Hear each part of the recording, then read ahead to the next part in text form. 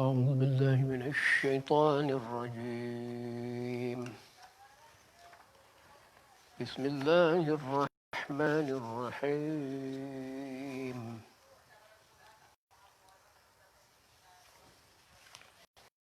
الحمد لله رب العالمين، الرحمن الرحيم، مالك يوم الدين. إياك نعبد وإياك نستعين. اهدنا الصراط المستقيم، صراط الذين أنعمت عليهم غير المغضوب عليهم ولا الضالين.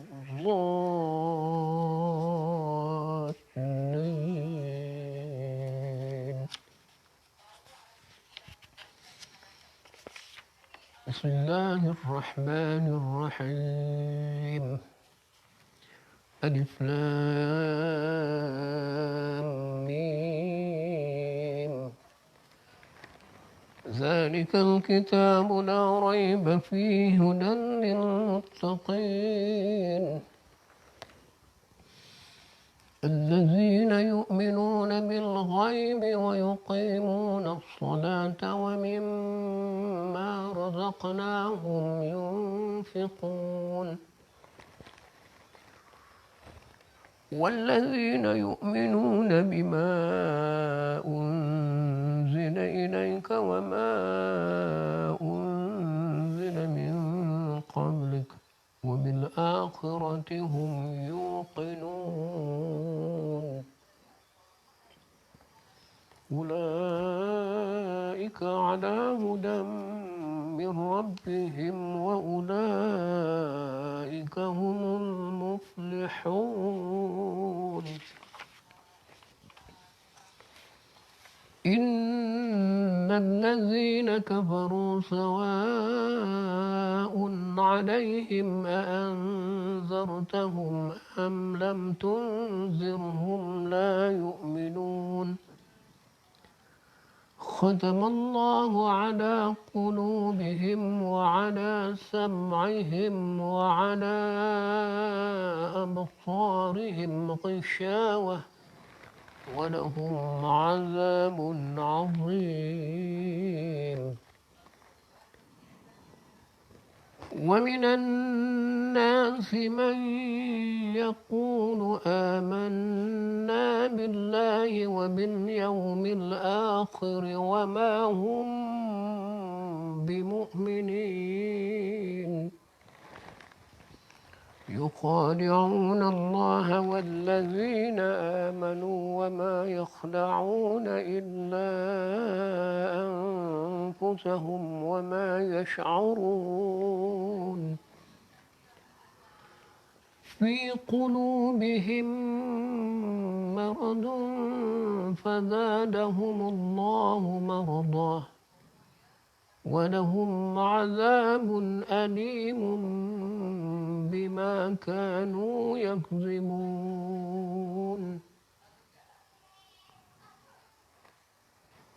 وإذا قيل لهم لا تفسدوا في الأرض قالوا إنما نحن مصلحون.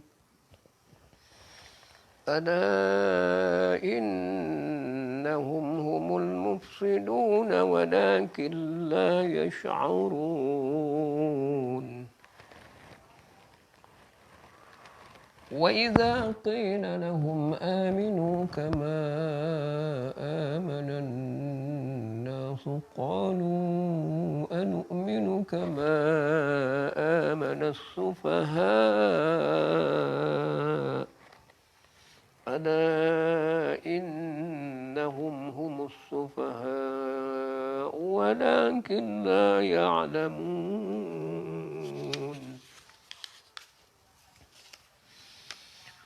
وإذا لقوا الذين آمنوا قالوا آمنا وإذا خلوا إلى شياطينهم قالوا إنا معكم إنما إنما نحن مستهزئون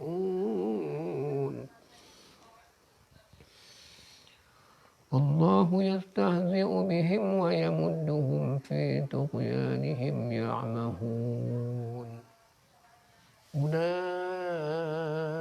الذين اشتروا الضلالة بالهدى فما ربحت تجارتهم وما كانوا مهتدين مثلهم كمثل الذي استوقد نارا فلما أضاءت ما حوله ذهب الله بنورهم وتركهم في ظلمات لا يبصرون صم بكم عمي فهم لا يرجعون أو كصيب من السماء فيه ظلمات ورعد وبرق يجعلون أصابعهم في آذانهم من الصواعق حذر الموت والله محيط بالكافرين صدق الله العظيم.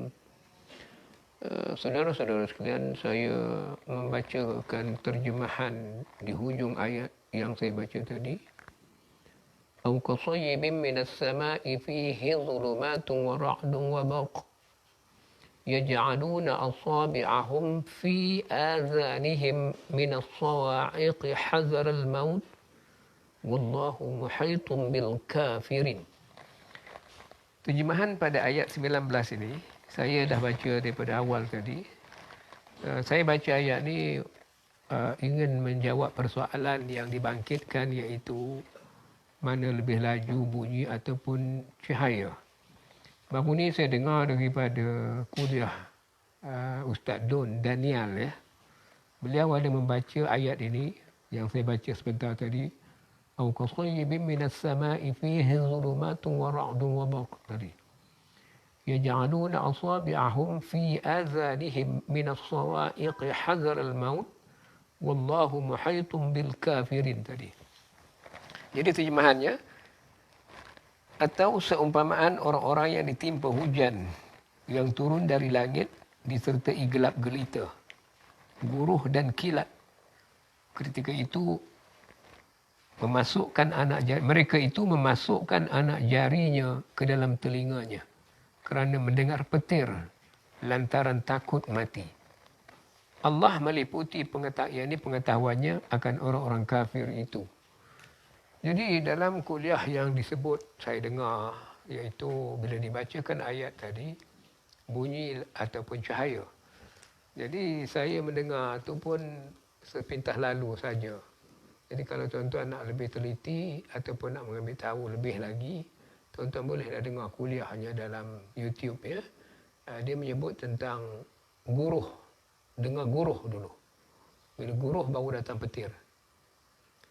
Jadi tak tahulah macam mana yang disebutnya tu. Tapi kalau kita meninjau lebih jauh daripada itu, memang kita telah difahamkan dalam bidang sains, iaitu light travel faster than sound. Sebab saya dulu belajar sains di makmal sekolah, memang telah diberitahu bahawa light travel faster than sound, of course. Semua orang tahu. Jadi persoalan ini dibangkitkan kerana perbincangan itu diutarakan oleh pengkaji-pengkaji alam semesta, iaitu ketika berlakunya teori Big Bang, dia dengar dentuman dulu. Bila dentuman itu dikaitkan dengan bunyi. Wallahu alam, saya hanya membangkitkan persoalan ini untuk meninjau persoalan yang kita nak bincang mengenai bunyi ataupun cahaya. Jadi dalam kisah Sayyidina Umar Ibn Khattab ketika berkhutbah di atas mimbar, sedang beliau berkhutbah, tiba-tiba beliau memberikan arahan berlindung di bukit kepada tentera Islam di medan perang yang bernama Sariyah. Jadi suara Umar didengar, suara Sayyidina Umar didengar oleh panglima perang, iaitu Umar memberi arahan dari jauh, berlindung balik bukit. Jadi persoalan ini tak usah dijadikan kontroversi kerana ini adalah kuasa Allah. Suara Umar dapat didengar. Kalau kita lihat dalam tentera, ya, kalau dia nak memberi arahan, dia akan menggunakan wireless untuk menyampaikan mesej kepada pasukan tenteranya. Tetapi Sayyidina Umar hanya berkhutbah. Sedang berkhutbah itu beliau menyampaikan arahan kepada tentera Islam, kerana tentera Islam dia nampak diserang, hampir diserang oleh musuh. Jadi bila tentera Sariyah, panglima tentera mendapat arahan daripada Sayyidina Umar, suara Sayyidina Umar dapat didengar.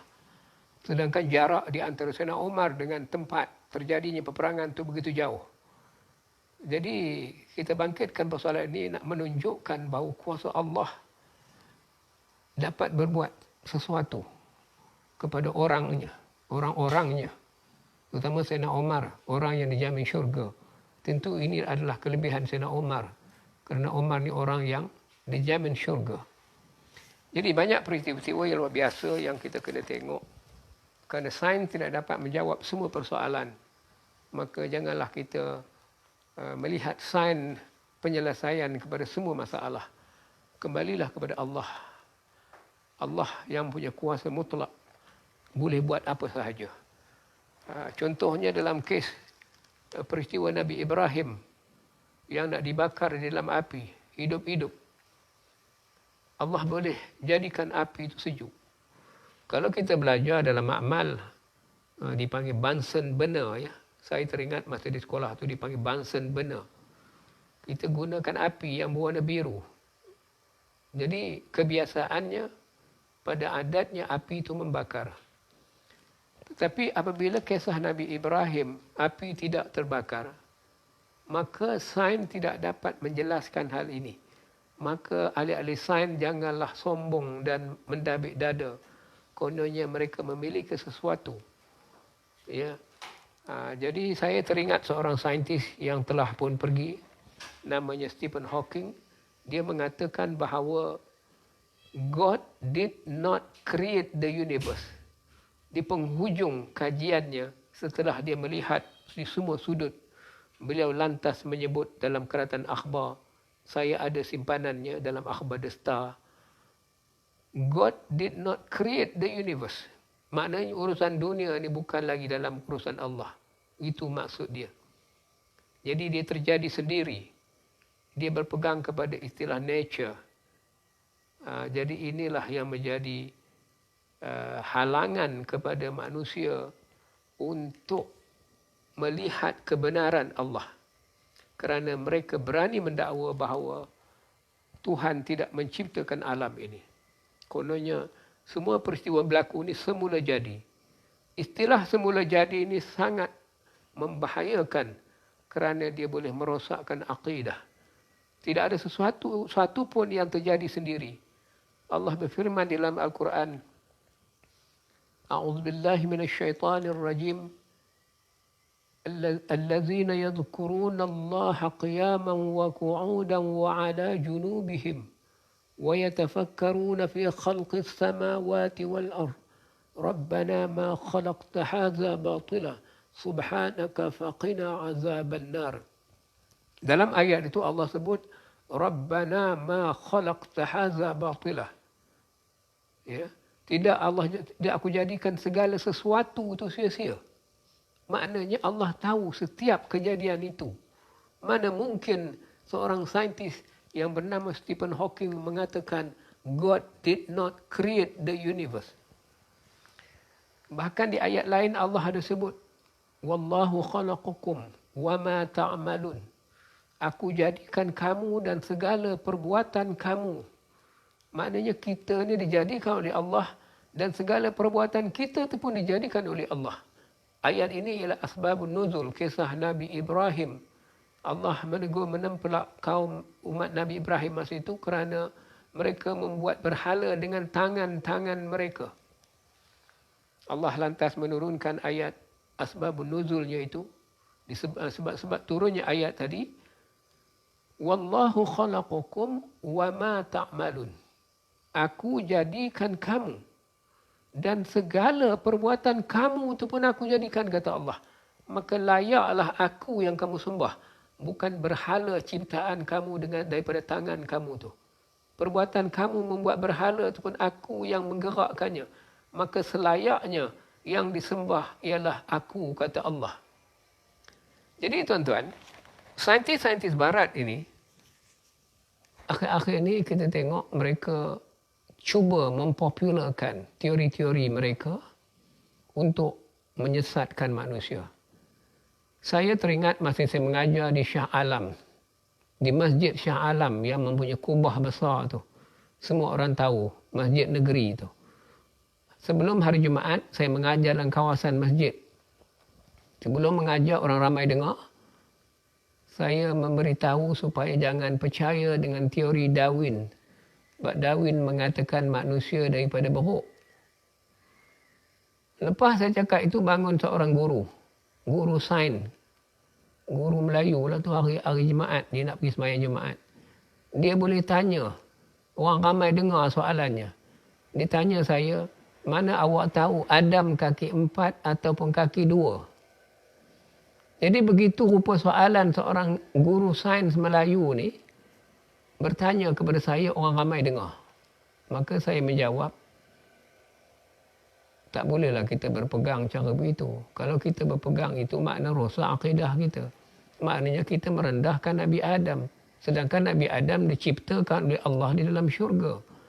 Bila kita melabelkan bahawa mana kamu tahu Adam kaki 4 atau kaki 2. Jadi bermakna dia mahu saya menjelaskan teori Darwin itu apa. Sebenarnya teori Darwin ini menyesatkan. Mana mungkin manusia dia beruk. Ya, memang ada ayat Quran yang kita baca dalam surah Al-Baqarah. Ya, kalau tuan-tuan tengok dalam ayat Quran tentang kisah Bani Israel yang ditukar menjadi kera yang hina tu. Tengoklah ayat Quran, ada kisahnya. Kerana peristiwa hari Sabtu tadi. Jadi tuan-tuan, kita berhenti seketika. Lepas ni saya nak buat tajuk kuliah saya, memahami kehendak dan keperluan seorang pemimpin.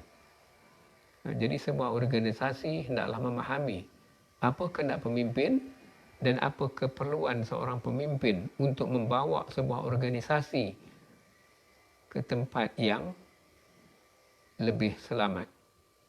Sekian dulu. Wallahu a'lam. Moga-moga kita dapat mengambil pengajaran daripada ayat Quran yang dibaca tadi. Jadi kalau ada apa-apa persoalan yang nak dikemukakan, silakanlah. InsyaAllah.